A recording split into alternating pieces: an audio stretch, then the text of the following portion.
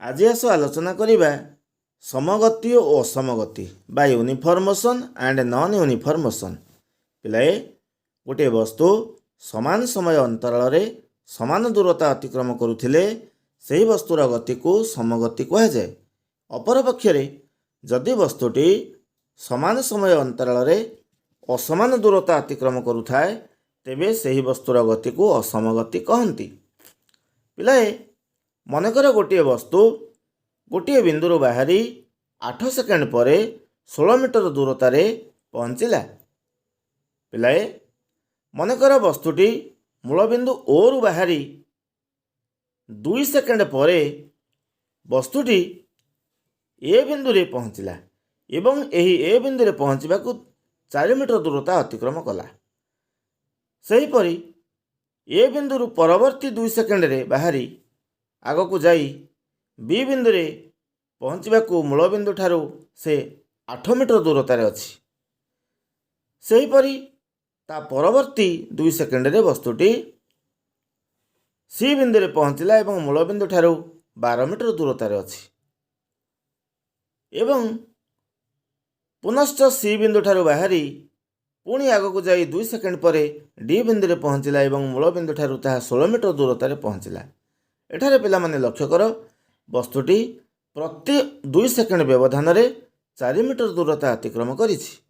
अर्थात समान समय अंतराल रे वस्तुटी समान दूरता अतिक्रम करिछि। तेणु एठारे कारटीर गति समगति अटे, कारण एठारे प्रति 2 सेकेंड रे बा प्रति समान समय व्यवधान रे से समान दूरता अर्थात 4 मीटर दूरता प्रति 2 सेकेंड रे 4 मीटर दूरता अतिक्रम करिछि। सेहीपरि पिला माने अन्य एक कार गोटे बिंदु बाहरी 8 सेकेंड पर ସେହି 16 मीटर दूरता अतिक्रम कला। मात्र उक्त कारटी मूलबिंदु बा ओ बिंदु प्रथम 2 सेकेंड रे ए बिंदु रे पहुँचवा 2 मीटर दूरता अतिक्रम कला एवं परवर्ती 2 सेकेंड रे ताहा मूलबिंदु 10 मीटर दूरतार पहुँचला एवं बी बिंदु रे पहुँचला। बी बिंदु परवर्ती 2 सेकेंड रे ताहा मूलबिंदु 12 मीटर दूरतार पहुँचला एवं सी बिंदु रे पहुँची पुनश्च सी बिंदु परवर्ती 2 सेकेंड रे डी बिंदु रे पहुँचवा मूलबिंदु 16 मीटर दूरता अतिक्रम करिछि।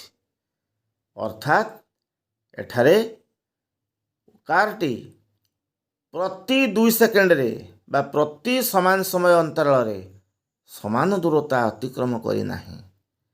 प्रथम 2 सेकेंड रे ताहा 2 मीटर दूरता अतिक्रम करिछि, द्वितीय 2 सेकेंड रे 8 मीटर दूरता अतिक्रम करिछि, तृतीय 2 सेकेंड रे 2 मीटर दूरता अतिक्रम कला एवं ता परवर्ती 2 सेकेंड रे ताहा 4 मीटर दूरता अतिक्रम करिछि।